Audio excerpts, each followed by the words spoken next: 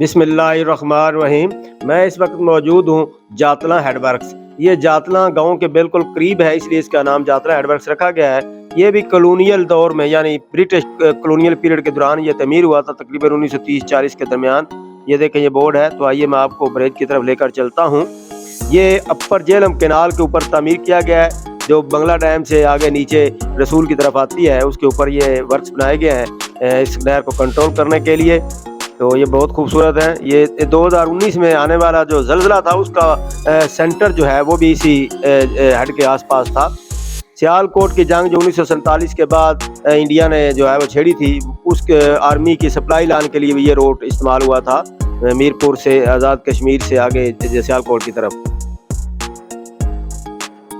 اس کے ساتھ میں اپنا یہ ولاگ ختم کرتا ہوں۔ امید ہے آپ کو پسند آئے گا۔ لائک کریں، شیئر کریں اور کمنٹ کریں۔ اللہ حافظ۔